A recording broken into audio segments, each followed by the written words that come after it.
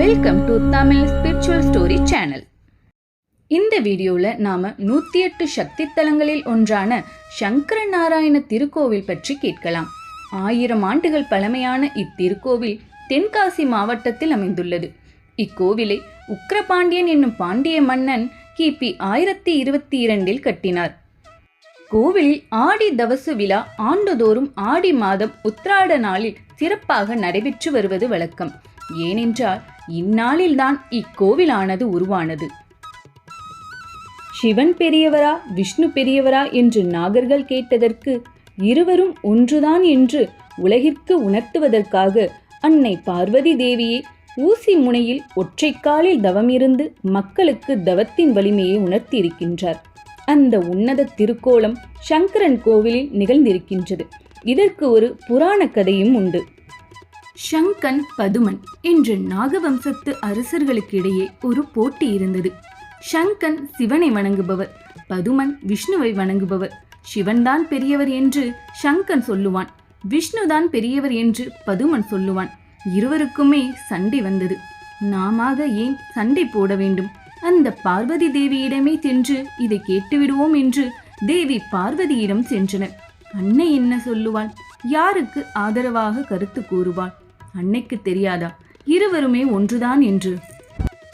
ஹரியாகிய அண்ணனும் ஹரனாகிய நீங்களும் ஒருவர்தான் என்று மக்களுக்கு உணர்த்துங்கள் என்று சிவனிடம் போய் அன்னை பார்வதி தேவி கேட்கவே, அதற்கு சிவனோ, அவ்வளவு சீக்கிரம் நான் காட்சி அளித்து விடுவேனா என்ன?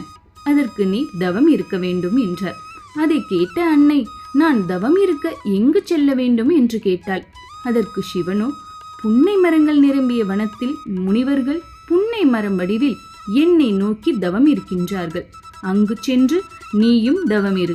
ஆடி மாத பௌர்ணமி நாளில் நான் வந்து காட்சியளிக்கின்றேன் என்றார் சிவபெருமான். குழந்தைகளுக்கு தெளிவு வர வேண்டும் என்றால் அன்னை தவம் இருப்பதுதானே நியாயம் என்று சொல்லிவிட்டு கிளம்பினாள் அன்னை பார்வதி தேவி.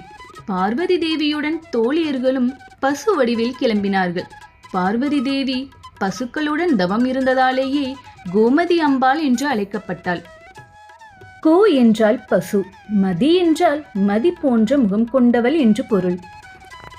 அன்னையின் தீவிர தவத்திற்கு வரம் கிடைக்கும் நாளும் வந்தது. ஆடி மாதம் பௌர்ணமி தினத்தில் வனத்தில் ஒற்றைக்காலில் தவம் இருந்த அன்னையை பார்த்து மகிழ்ந்த சிவபெருமான் புன்னை வனத்தில் சங்கர நாராயணனாக பார்வதி உள்ளிட்ட சகல மக்களுக்கும் காட்சியளித்தார். மக்கள் அனைவரும் இறைவனை வழிபட வேண்டும் என்பதற்காகவே இந்த திருவிளையாடலை சிவபெருமான் நிகழ்த்தியுள்ளார். நாம் வணங்கும் தெய்வம் எந்த வடிவில் இருந்தாலும் இறைவன் என்பவன் ஒருவன்தானே. இந்த நன்னாளை நினைவுபடுத்தும் விதமாகத்தான் ஆண்டுதோறும் ஆடி மாதம் பௌர்ணமி நன்னாளில் ஆடி தவசு விழா நடைபெற்று வருகிறது. சிவன் அம்பாள் சந்நிதிக்கு நடுவில் சங்கர நாராயணர் சந்நிதி உள்ளது. ஹரியும் ஹரனும் ஒன்றுதான் என்று உலகிற்கு உணர்த்திய தலம்தான் சங்கர நாராயணர் திருக்கோவில். இந்த பதிவு உங்களுக்கு பிடிச்சிருந்துச்சுன்னா மறக்காம இந்த வீடியோக்கு ஒரு லைக் போட்டுருங்க. இதே போல இன்னும் நிறைய ஆன்மீக கதை மற்றும் தகவல் தெரிஞ்சுக்கணும்னா மறக்காம நம்ம சேனலை சப்ஸ்கிரைப் பண்ணுங்க. நன்றி, வணக்கம்.